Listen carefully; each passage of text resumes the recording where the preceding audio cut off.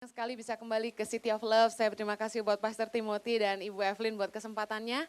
Pagi hari ini sebelum saya menyampaikan firman Tuhan ada video dari Tangan Pengharapan. Ministry Profile Tangan Pengharapan 2019, apa yang akan kami kerjakan dan terus kerjakan ke depan. Silakan.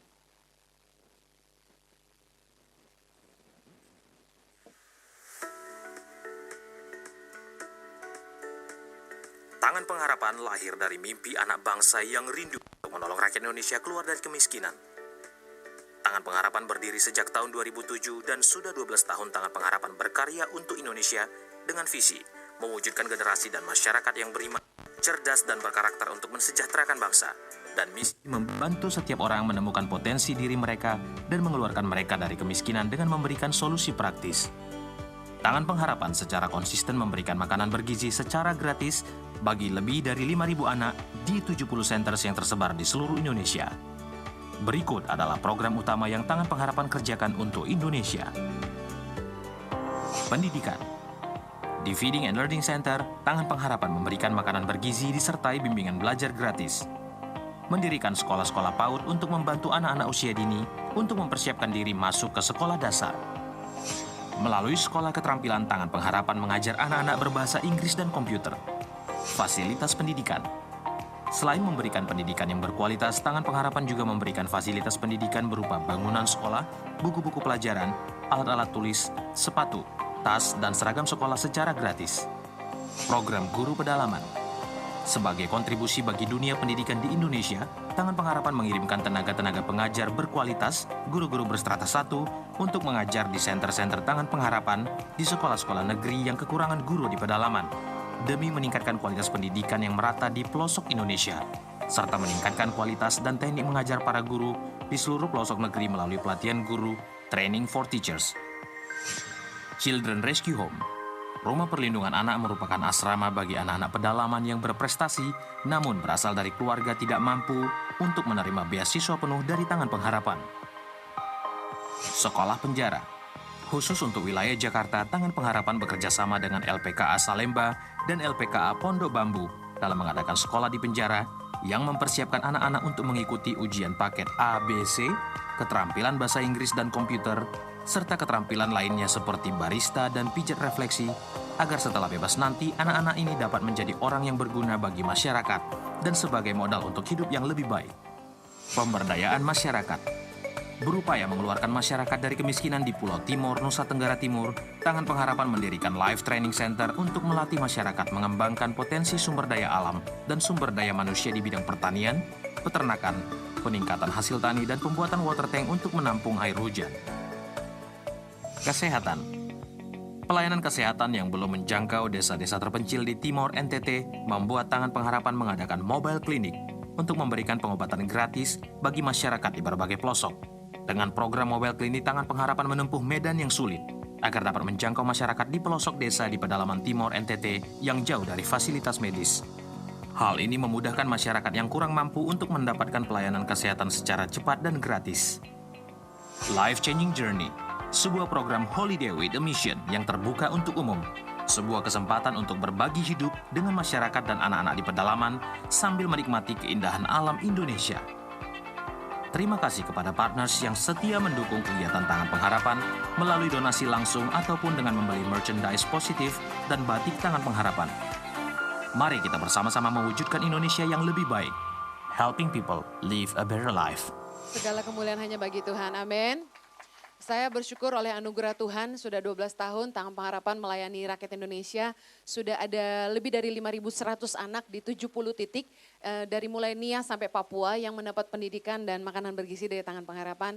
Saya berterima kasih buat GBI City of Love atas supportnya. Setiap kali kami melayani di tempat ini, merchandise kami diborong dengan sangat antusias ya. Nah sebentar nanti setelah kebaktian ini juga ada di luar. Nah yang melayani adalah anak-anak yang kami adopsi dari berbagai pulau di Indonesia. Mereka cerdas dan mereka dikuliahkan di Jakarta sampai selesai. Perjanjiannya mereka harus kembali ke kampung halaman mereka dan memajukan daerah mereka dengan komitmen 5 tahun mereka harus mengabdi di sana. Baik, saya akan langsung masuk pada kebenaran firman Tuhan. Pagi hari ini saya akan share tentang core of our mission. Tadi Pastor Tim sempat bilang bahwa kita berdoa untuk Tuhan di Pentakosta ketiga ini mencurahkan rohnya dan akan ada penuaian jiwa-jiwa. Bicara soal penuaian akan jiwa-jiwa, tahukah saudara bahwa kekhawatiran yang terbesar bukanlah Tuhan tidak bekerja. Kekhawatiran yang terbesar adalah apakah gereja siap menampung mereka. Tuaian banyak, pengerja sedikit. Jiwa yang Tuhan mau percayakan buat gereja-gereja banyak. Masalahnya gereja siap gak menerima mereka? Mari kita belajar sama-sama tentang core dari misi kita yang sesungguhnya. Dari pelajaran yang sangat sederhana tentang bagaimana Yesus memenangkan jiwa. Lukas 19 ayat 5-10, mari kita baca sama-sama. Ketika Yesus sampai ke tempat itu, ia melihat ke atas dan berkata, Zakeus, segeralah turun, sebab hari ini aku harus menumpang di rumahmu. Lalu Zakeus segera turun dan menerima Yesus dengan sukacita. Tetapi semua orang yang melihat hal itu bersungut-sungut, katanya, ia menumpang di rumah orang berdosa. Oke, sampai situ dulu. Saudara lihat, Yesus sangat haus untuk setiap orang datang kepadanya. Yesus sangat ingin orang-orang mengenal kasih Bapa lewat hidupnya. Dan bagaimana cara Yesus memenangkan jiwa ini menjadi sebuah pelajaran yang sangat penting untuk gereja. Ketika Yesus sampai ke kota Yeriko, saudara tahu ceritanya bahwa Zakeus ini bertubuh mungil, kecil. Dan orang banyak mengelilingi Yesus sehingga sangat sulit bagi Zakeus yang berbadan pendek untuk mendekat karena dia nggak bisa lihat. Dengan akalnya yang cerdik, dia naik pohon dan berusaha melihat Yesus dari atas itu. Kita semua tahu cerita ini. Ketika Yesus lihat Zakeus, yang Yesus langsung katakan kepada Zakeus adalah, segeralah turun, aku harus menumpang di rumahmu. Menurut saudara, apakah Yesus tahu siapa Zakeus? Apakah Yesus tahu reputasi Zakeus di mata masyarakat di daerah itu? Pasti tahu. Kalau Anda punya nama baik, Anda pilih-pilih nggak dengan siapa Anda bergaul? Kalau Anda seorang selebriti, public figure, Anda punya uang, Anda punya jabatan, Anda punya reputasi yang cukup baik, pilih-pilih enggak tinggal di mana? Saya mau bilang bahwa di zaman Yesus sudah ada penginapan. Ingat waktu Maria ingin melahirkan? Cari-cari penginapan enggak ketemu? Oke. Sebagai seorang hamba Tuhan, ketika kami pelayanan, keliling kota, keliling negara dan pindah-pindah, jujur paling nyaman itu tinggal di penginapan, di hotel. Kurang nyaman ketika kita harus tinggal di rumah orang. Kenapa? Saya ceritakan pengalaman saya. Waktu saya melayani di Timika, saya diundang salah satu gereja yang cukup besar di sana. Nah, pengusaha yang punya, pengusaha yang jadi gembala di gereja itu. Nah, dia punya rumah yang cukup oke gitu ya. Nah, karena ingin bangun hubungan sama saya, dia ajak saya nginep di rumahnya. Fine-fine aja sih, kita jadi hamba Tuhan gak boleh pilih-pilih kan. Taruh dimanapun oke. Nah, karena dia pengen ngobrol sama saya, dia gak taruh saya di hotel, dia taruh di rumahnya. Saya gak keberatan. Tapi tahukah masalah yang dihadapi? Ketika kita bangun tidur dengan berbagai bentuk muka, lucu banget ketika kita keluar kamar untuk mandi. Nah, kalau kamar mandi di dalam masih oke lah ya. Kebetulan ketika saya nginep di rumah hamba Tuhan ini, kamar mandinya di belakang. Waduh, saya stres karena dari kamar saya harus ngelewatin ruang TV. Kemudian ngelewatin ruang makan, lewatin dapur, itulah kamar mandi tamu. Luar biasa ya. Saya keluar kamar dengan wajah baru bangun tidur gitu ya. Anak-anaknya lagi nonton TV. Halo, selamat pagi ya kan. Nah, pagi-pagi udah pada ramai depan TV ya. Udah gitu lewat ruang makan, istrinya lagi sarapan. Pakai baju tidur, seksi banget gitu kan. Angkat kaki. Waduh, saya salah tingkah. Selamat pagi Bu. Mari sarapan Bu Heni. Oh enggak, saya mandi dulu gitu kan. lewatin dapur, mbak-mbaknya lagi pada masak, permisi. Nah, begitu sampai di kamar mandi, tebak, ada orang di dalam. Nah, saya tuh kalau bangun tidur nggak tahu dengan Anda, maaf, saya kebelet buang air kecil. Saya di depan pintu tuh sambil silang kaki, pegang anduk, bawa baju, semua.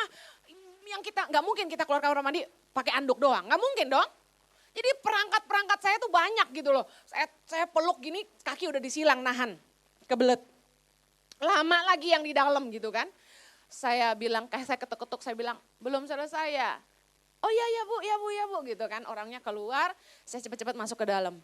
Gak nyaman luar biasa. Yesus bisa memilih tinggal di penginapan. Biarpun rumah orang itu besar, biarpun dia orang kaya, tetap gak nyaman tinggal rumah orang saudara. Apalagi kita belum kenal sebelumnya. Bisa paham? Nah Yesus mengambil keputusan untuk menumpang di rumah Sakeus. Itu menurut saya udah satu hal yang dia menyingkirkan rasa aman, rasa nyamannya.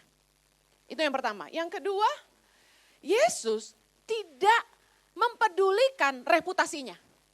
Nama baiknya. Satu hari saya pelayanan di sebuah kota. Kebetulan di kota itu tinggallah salah satu teman ketika saya masih SMP. Nah karena sudah lama gak ketemu, Sabtu malam, Minggu pagi saya khotbah di gereja, Sabtu malam saya diajak makan. Saya pergi dengan teman saya dari masa kecil ini. Pergi makan, ngobrol, foto, biasa ya cewek-cewek selfie, masuk Instagram, masuk Facebook. Kemudian saya dijemput pagi pelayanan oleh salah satu diaken. Diakennya ternyata follow Instagram saya. Dan dia bilang gini, Bu Heni semalam pergi sama ini ya, dia sebut namanya. Saya nggak sebut ya. Kemudian saya bilang, oh iya dia teman saya waktu SMP. Saya bilang gitu. Terus orang ini bilang gini, Bu teman ibu itu wanita yang terkenal di kota ini bisa dibawa-bawa. Kaget saya. Dibawa maksudnya gimana itu ya? Om berduit bisa bawa dia gitu. Bisa paham ya? Saya diam. Saya ngerti maksud diaken ini, ibu jangan bergaul sama dia. Reputasinya gak bagus. Dia perempuan yang bisa dibawa-bawa om-om. Nanti kalau ibu bergaul sama dia, ibu dipikir sama kayak gitu. Bisa paham? Reputasi sangat penting bagi banyak orang. Saya mengerti firman Tuhan berkata nama baik lebih berharga daripada emas dan permata. Tapi Yesus dalam hal ini, dia mengenyampingkan rasa nyaman. Dia mengenyampingkan reputasinya sebagai selebriti hamba Tuhan besar. Kita tahu Yesus sangat populer masa itu karena kerumunan orang banyak mengelilingi dia kemana saja dia pergi. Tapi dia memilih tinggal di rumah Sakeus. Lihat reaksi orang-orang yang melihat hal itu. Ketika Yesus bilang, Sakeus segeralah turun, aku harus menumpang di rumahmu. Orang-orang yang bisa mendengar suara Yesus adalah orang-orang yang berada di sekeliling dia. Orang-orang yang begitu antusias dengan kedatangan Yesus. Orang-orang yang mendekati Yesus, bisa paham? Dan merekalah yang kemudian berkata, ia menumpang di rumah orang berdosa. Siapakah orang-orang yang menghakimi Yesus ini? Orang-orang yang dekat dengan dia. Orang-orang yang merasa rohani, layak berada dekat dengan Yesus. Yang mungkin iri hati, kenapa gak menumpang di rumah saya? Satu pelajaran berharga, kalau kita mau siap terima jiwa, inti dari misi kita yang sesungguhnya adalah kasih itu ini. Salah satu tanda kesombongan rohani adalah kita cepat menghakimi orang dan merasa diri kita paling benar. Mungkin pengalaman Anda juga sama bahwa ketika Anda berusaha mengajak orang ke gereja, jawaban mereka adalah ini, enggak gue masih bikin dosa. Enggak gue masih ngerokok. Enggak deh, bisnis gue belum jujur. Enggak deh, alasannya banyak tapi intinya adalah satu. Mereka merasa mereka orang berdosa. Mereka gak layak ke gereja. Ironi sekali ketika kita berusaha memenangkan jiwa dan berpikir bahwa gereja adalah tempat di mana kita harap kita bisa bawa mereka supaya mereka dengar kebenaran dan merasakan kasih Tuhan. Gereja menjadi tempat yang mereka takuti untuk didatangi. Why? Saya sedih melihat orang-orang yang begitu agamawi ya, rajin berdoa, rajin beribadah, melayani, cenderung punya mindset cepat menghakimi. Mari belajar sama-sama untuk tidak cepat menghakimi orang. Core of our mission adalah bicara tentang bagaimana kita membawa kasih Tuhan buat orang. Yang pertama, berhenti menghakimi. Katakan kanan kirimu, berhenti menghakimi. Sudah bukan sebuah rahasia bahwa banyak orang takut cerita apa-apa ke orang gereja.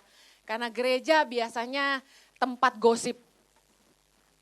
Gereja adalah sekumpulan orang-orang benar yang merasa kesalahan orang perlu dibicarakan. Lukas 6 ayat 37, mari baca sama-sama.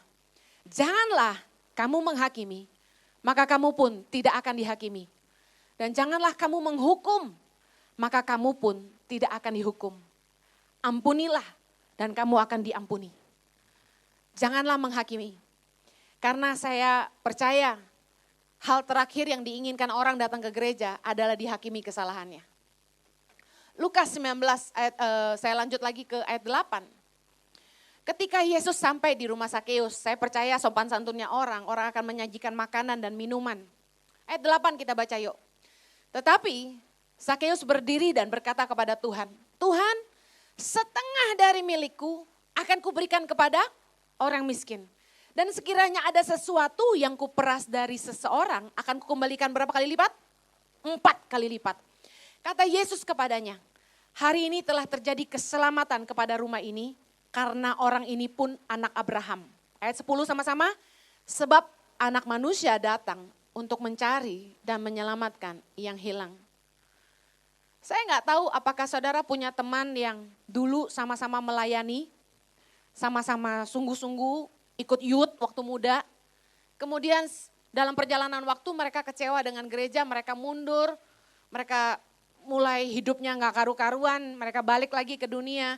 Dan hari ini mereka masih mengenal Anda. Kalau satu kali nanti Tuhan izinkan Anda ketemu mereka, mari izinkan saya sampaikan kebenaran ini. Jangan hakimi mereka. Jangan tanya mereka, kenapa dulu lu gak ke gereja lagi? Berhenti ngomongin mereka. Mari siap untuk menerima orang yang hilang. Dan bahkan Yesus cari mereka. Saudara, pertobatan Zakeus ini dalam sejarah Alkitab adalah salah satu pertobatan paling radikal yang pernah ada. Saya jujur selama hidup belum pernah ketemu orang kaya yang bertobatnya seradikal Zakeus. Belum pernah, saya berharap akan ada. Orang kaya yang bertobat lalu bilang gini, separuh hartaku akan aku kasih orang miskin. Ada nggak kira-kira? Pak Tim pernah dengar nggak? Belum. Tolong Pak, kalau ada sebut nama Tangan Pengharapan. Orang miskin banyak di sana. Yang kedua, orang bertobat, dia pernah nipu orang. Dia balikin duit yang dia tipu aja, udah kamsyah. Zakeus kembalikan berapa kali lipat? 2 kali aja tuh udah syeshe. Dia kembalikan 4 kali lipat. Anda bilang angka 4 angka sial. Tapi dia kembalikan hutang semua orang yang dia pernah peras 4 kali lipat. 2 kali lipat dari yang biasanya orang akan lakukan. Pertobatan yang paling radikal yang saya belajar. Padahal bagaimana sih cara Yesus memenangkan dia? Apakah Yesus khotbah dulu? Apakah Yesus bikin mujizat? Apakah Yesus membuat sesuatu yang membuat kita nih mau datang sama Yesus? Kita nih kan cuma mau ketemu Yesus kalau kita sakit disembuhkan gitu kan. Kita kan mau terima Yesus kalau kita kere terus jadi kaya. Kita kan mau ikut Yesus kalau utang kita dilunasin Tuhan gitu kan.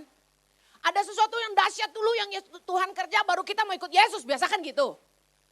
Di kejadian pertobatan Zakeus yang radikal ini, Yesus gak khotbah, Yesus gak bikin mujizat, Yesus gak bikin sesuatu yang luar biasa yang bisa membuat seorang Zakeus yang jahat, suka meres orang, kepala pemungut cukai, bisa bertobat dan terima Yesus. Apa sih sebenarnya kuncinya? Sederhana banget. Yesus cuma duduk makan sama dia. Yesus gak menghakimi dia. Yesus terima dia apa adanya. Sakeus haus hal itu. Kita berdoa buat jiwa-jiwa datang. Kita berdoa buat keluarga kita kenal Tuhan. Kita berdoa suami kita kenal Tuhan. Istri kita sungguh-sungguh ikut Tuhan. Cuma satu, berhenti komplain tentang mereka. Berhenti hakimi mereka. Berhenti ngomongin soal rokoknya. Berhenti ngomongin soal kelakuannya. Berhenti. Cukup mudah. Yesus gak khotbah, Yesus gak bikin mujizat. Yesus cuma duduk makan di rumah Sakeus. Dan numpang di rumahnya. Saya mau ingatkan bahwa pertama kali kita ketemu Yesus. Yesus itu terima kita apa adanya. Yesus tidak pernah menghampiri orang yang sudah suci dulu. Kita semua ketemu Yesus dalam keadaan kita gak layak. Kita berdosa. Dalam keadaan kita yang sekotor-kotornya, disitulah Yesus menemui kita. Yesus terima kita apa adanya. Dan Yesus ngampuni kesalahan kita. Dan yang paling keren adalah ini. Yesus kasih kesempatan buat kita berubah. He gives us a second chance. Bisa kebayang kalau Yesus gak kasih kita kesempatan berubah, hari ini kita ada di mana? Mari belajar dari cara Yesus menerima Sakeus. Satu kisah lagi yang luar biasa, yang sangat-sangat populer. Kisah pertobatan seorang wanita yang kedapatan berbuat zina. Saudara juga tahu pasti tentang kisah ini. Di dalam Yohanes 8 ayat keempat. Mari kita baca sama-sama. Mereka menempatkan perempuan itu di tengah-tengah lalu berkata kepada Yesus, Rabi, perempuan ini tertangkap basah ketika ia sedang berbuat zina. Ayat kelima, Musa dalam hukum Taurat memerintahkan kita untuk melempari perempuan-perempuan yang demikian. Apakah pendapatmu tentang hal itu?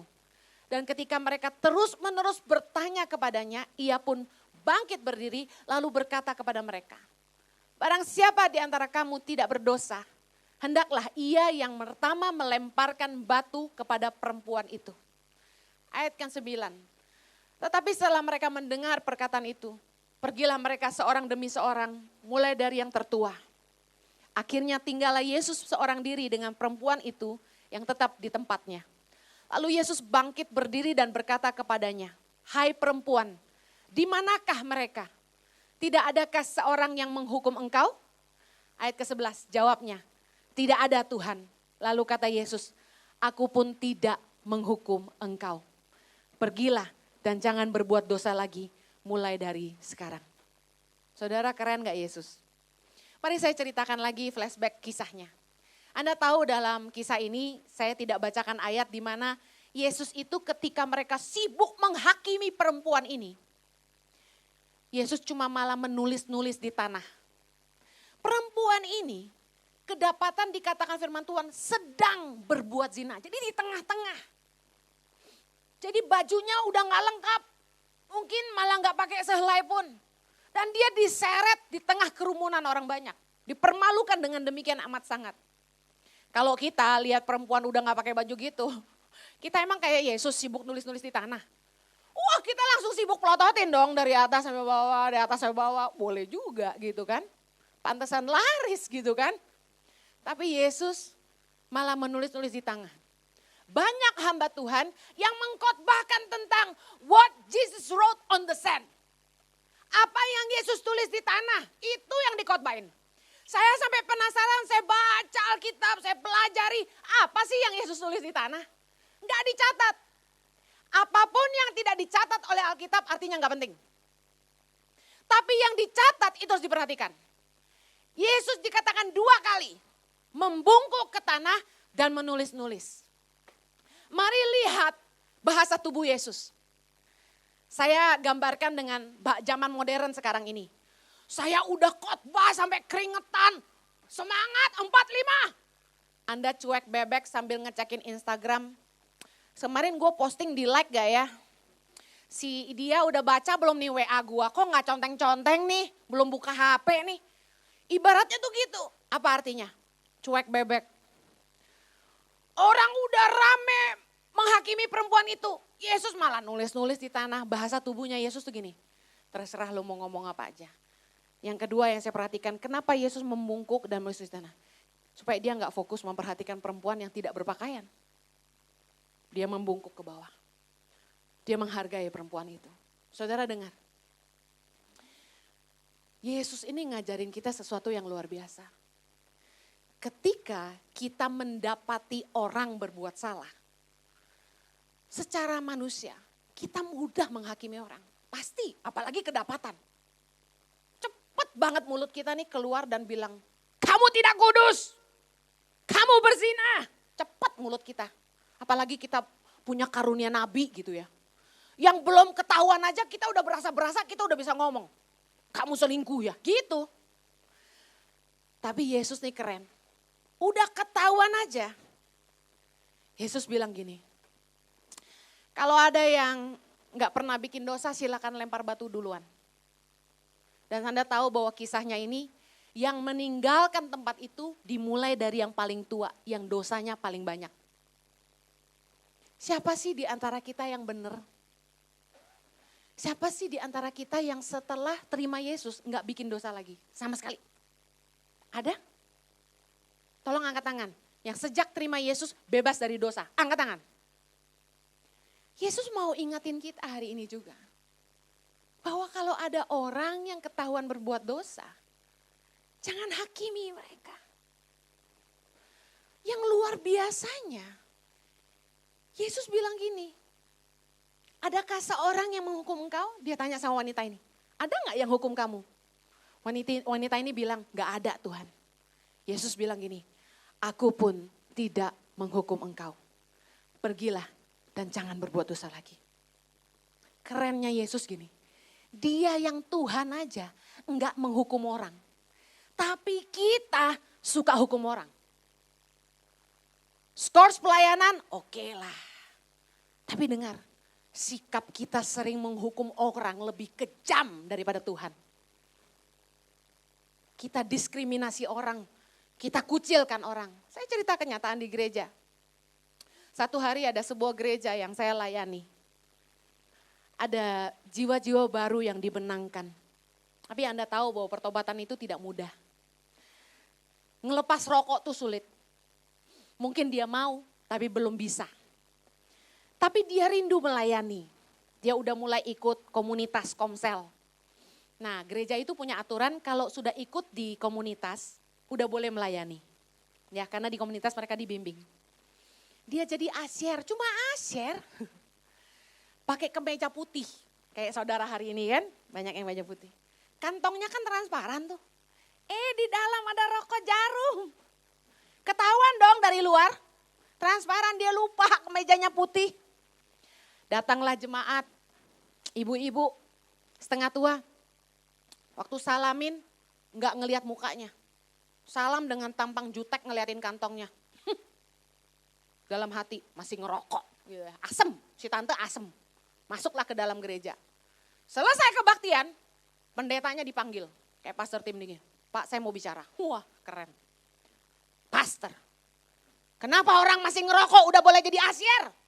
Itu rohnya bisa transfer. Roh ngebul-ngebul.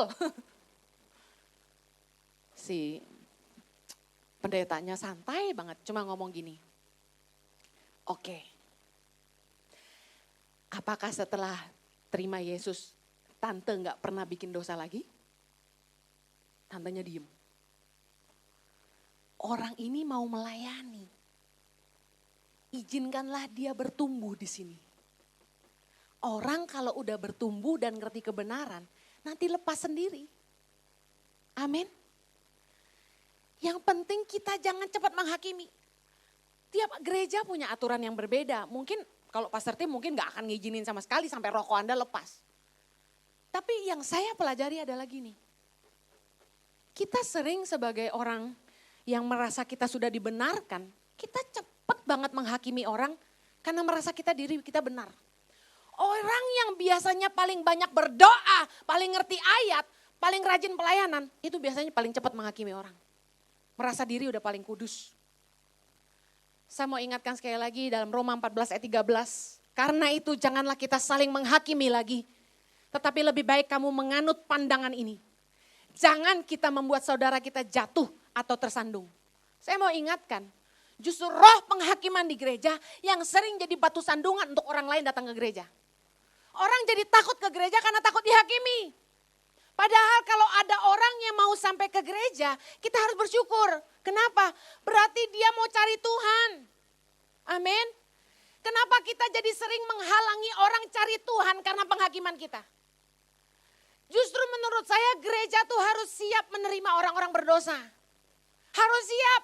Kita berdoa buat lawatan Tuhan, kita berdoa Pentakosta ketiga, kita berdoa Tuhan kirim jiwa-jiwa. Tapi sadarkah Anda bahwa dari jiwa-jiwa yang Tuhan kirim mereka belum bertumbuh. Bahwa mereka belum ngerti kebenaran. Mereka datang seperti bayi yang telanjang. Mereka datang dengan pakaian mereka saat itu. Seperti ketika Yesus menemui kita, kita masih berdosa dan dalam keadaan yang sebenarnya. Apakah kita harus bilang sama mereka ganti baju dulu? Saudara tahu bahwa tokoh Gandhi yang terkenal di India yang membawa 80% orang India masuk dalam Hindu. Dia pernah ke gereja sebelum dia Hindu. Dia datang ke sebuah gereja, Bapak Mahatma Gandhi yang terhormat ini datang dengan pakaian rakyat biasa. Orang India itu kemana-mana pakai kain sarung gitu ya, kemudian pakai sendal. Mereka pakai sendal tali gitu. Mereka datang ke gereja. Ketika dia datang ke gereja, salah satu diaken nyamperin Mahatma Gandhi dan bilang gini, ngapain kamu kesini orang kafir? Di sini bukan tempatmu. Hati-hati. Mahatma Gandhi berdiri karena dia diusir. Dia bilang gini, I love your Christ, but you Christian are not like your Christ. Saya cinta Yesusmu, tapi kalian orang Kristen tidak seperti Yesusmu. Dan dia keluar dari gereja. Dan kemudian dia bawa 80% orang India masuk Hindu. Bayangkan kalau waktu itu diaken itu tidak jadi batu sandungan. Berapa banyak pengikut Kristus di India hari ini? Kesalahan terbesar yang dibuat gereja adalah merasa tempat kita ini paling kudus untuk didatangin orang berdosa. Saya mau ingatkan, gereja bukan tempat orang benar. Gereja adalah tempat orang-orang yang butuh Tuhan.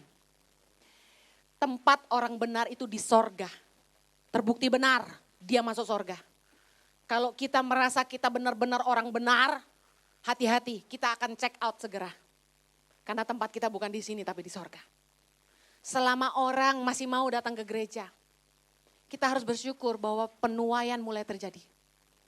Dan kita harus berhenti menghakimi. City of love.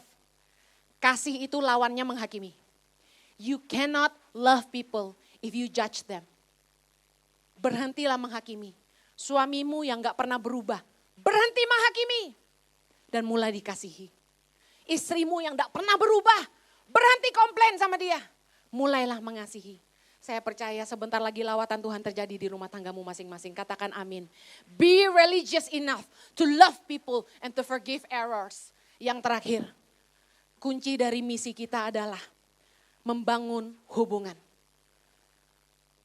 Kita harusnya mengerti bahwa kunci dari orang mengenal kasih Bapa adalah kita membangun hubungan atau jembatan dan bukan tembok.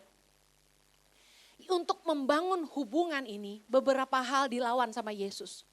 Yang pertama, Yesus melawan roh agamawi. Yesus tahu persis bahwa Zakheus itu orang berdosa. Tapi Yesus melawan roh-roh agamawi orang-orang yang ada di tempat itu. Saudara tahu bahwa di Alkitab dibahas tentang ahli Taurat, ahli Farisi. Mereka orang-orang agamawi yang harus berpakaian baju tertentu, harus bergaya begini, harus bergaya begitu. Doa yang panjang-panjang dan sebagainya. Yesus melawan roh-roh agamawi. Dia melakukan apa yang tidak lazim. Ketika seorang imam mau tinggal di rumah rakyat jelata yang notabene seorang pendosa. Dia lawan roh agamawi. Kelihatannya apa yang Yesus lakukan ini sangat radikal. Tapi tahukah Anda, Zakheus itu kaya raya. Tapi dia miskin dalam hubungan. Orang-orang yang dekat sama Zakheus, itu dekat hanya karena Zakheus kaya. Biasanya orang kaya banyak temannya. Tapi Zakheus tahu hubungan dia dengan orang-orang di sekitarnya nggak tulus. Mereka dekat hanya karena harta. Tapi Zakheus dekati Yesus bukan karena uangnya. Yesus tidak butuh Zakheus. Tapi Zakheus butuh Yesus. Dia haus hubungan dan penerimaan. Yang paling dibutuhkan orang adalah rasa diterima. Pernahkah Anda berada di sebuah tempat dan Anda merasa tidak diterima? Bagaimana rasanya? You feel different. Gak diterima. Datang gak ada yang ngajak ngobrol. Saya senang bahwa di City of Love ada sebuah budaya yang membuat semua orang harus bangkit berdiri dan salamin kanan kiri. Pertama kali saya khotbah di sini saya agak syok. Karena saya kaget, kok salam-salaman aja lama banget. Saya ngeliatin Ibu Evelyn jalan sampai ke belakang-belakang salamin. Ternyata dibuat jadi satu budaya bahwa semua saling bersalaman. And it's a good culture. Kenapa? Lu tulus gak tulus nyalamin orang, paling gak orang senang disalamin sama lo. Dia merasa diterima di sini. Ada gereja yang orang datang sampai pulang gak ada yang ngajak ngomong loh. Yang ada dibikin malu. Mari goyangkan pinggulmu ke kanan, ke kiri, 1, 2. Padahal dia jiwa baru. Kan WL suka aneh-aneh tuh. Belum semangat, goyang lebih keras. Lompat-lompat, dia malu. Disalamin enggak dibikin malu. Saudara, rasa diterima adalah penting. Tahukah saudara bahwa ketika Yesus menyelamatkan salah satu jiwa, dia menembus tidak aja roh agamawi, dia menembus batas budaya. Ada seorang perempuan yang mengambil air di mulut sumur, wanita Samaria, saudara tahu kisah ini kan? Saya gak usah ulang lagi.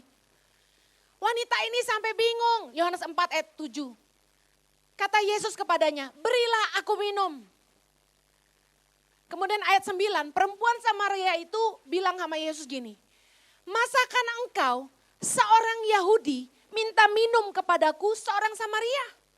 Sebab orang Yahudi tidak bergaul dengan orang Samaria. Secara budaya orang Yahudi enggak bergaul dengan orang Samaria. Kalau Anda baca di ayat selanjutnya, murid-murid ketika kembali membeli makanan, mereka heran lihat Yesus ngomong sama wanita Samaria. Yang pertama, secara budaya harusnya enggak boleh ngomong. Yang kedua, dia wanita. Kok Yesus ngomong sembarangan sama perempuan? Yesus ini keren. Dia ingin menyelamatkan perempuan ini. Bukan hanya sekedar dia haus. Saudara tahu dari perempuan satu ini, satu kampung kenal Yesus. Dari perempuan yang katanya pendosa, punya 5 suami, satu simpanan ini, dia menyelamatkan satu kampung. Tahukah Anda bahwa kunci memenangkan jiwa adalah lewat bangun hubungan? KKR yang menghabiskan uang miliaran itu, secara survei membuktikan hanya memenangkan jiwa 1%. Kalau bisnismen ngitung 1% gede nggak? Dengan uang miliaran yang udah keluar. Kecil. Tapi sejarah mencatat dan survei membuktikan. Jiwa diselamatkan paling banyak lewat hubungan. Entah karena orang tua, entah karena keluarga, entah karena pacar atau gebetan, entah karena teman. Kita semua ada di sini mengenal Yesus. Saya ingin tanya, berapa banyak yang di sini ada karena hubungan? Angkat tangan. Ada di sini karena hubungan. Ada yang karena Roh Kudus tiba-tiba hadir di mimpi Anda, Yesus ketemu Anda ada, tapi jarang sekali. Saya kenal Yesus lewat suami saya. Waktu SMA, saya belum kenal Yesus, meskipun saya udah Katolik dulu. Dari Buddha, Konghucu, terus Katolik. Saya aktif di gereja Katolik, tapi tidak lahir baru. Jojo di kelas sama teman-teman, nginjilin saya, ngajak saya ke youth. Waktu dia naksir saya juga nyanyinya lagu rohani gitu ya. Nah dibawa saya ke youth. Nah singkat cerita saya kenal Tuhan lewat Jojo. Bukan karena pacaran, kami belum pacaran, masih temen. Saya dibawa ke gereja sama Jojo yang hari ini jadi suami saya. Rata-rata jiwa diselamatkan itu karena hubungan. Kenapa hubungan penting? Dalam hubungan itu ada trust, ada rasa percaya. Dan ada kebaikan yang ditaburkan di situ. Jojo kenal Tuhan karena temennya yang paling pinter di kelasnya ngajarin dia matematika. Saya cerita sebuah rahasia Jojo di masa lalu yang Anda tidak boleh ceritakan lagi ke dia. Setuju? Sepakat? Jojo waktu sekolah SMP kurang pinter. Tapi dia kalau Alkitab nomor 1. Nah gimana mau pinter? Pelajaran matematika guru lagi nerangin, dia nariknya Alkitab di kolong meja. Jadi matematika lagi dijelasin, dia tarik Alkitab, dia baca firman. Alkitab dia baca 9 kali habis lagi SMA. Tapi pelajaran, waduh, ranking 2 dari bawah saudara. Memang akhirnya memang harus jadi hamba Tuhan. Nah, temennya ini kasihan lihat Jojo karena nilainya jeblok terus khususnya matematika. Setiap pulang sekolah diajarin matematika sama temennya. Temennya ini anak Tuhan. Nah setelah ngajarin Jojo matematika, dia ajak Jojo. Jo, Sabtu ini acara apa? Ikut gua yuk ke Yut. Jojo tuh anak geng motor Pacinko. Yang suka balap-balap di Hayamuruk, Gajah Mada. Jojo bilang, wah gua sibuk. Kalau malam minggu gua sibuk bro. Dia ngebut-kebutan di Kemayoran ya. Dia bilang gua gak bisa. Sabtu sekali aja Jo, gak bisa. Tapi diajarin matematika mau, gak apa-apa. Temennya nabur terus, diajarin matematika lagi. Diajakin lagi ke Yud, tetap gak mau. Diajarin matematika lagi, terus kebaikan ditabur. Jadi ketika Anda bangun hubungan sama orang, buktikanlah Kristus dalam hidupmu. Kesabarannya ngajarin Jojo, udah tahu kurang pinter, ngajarinnya susah gak kira-kira? Susah. Tapi dia ngajarin. Sampai suatu hari Tuhan mengetuk hati Jojo. Dia merasa paisengki, ngerti paisengki? Puhawis. Gak enak hati.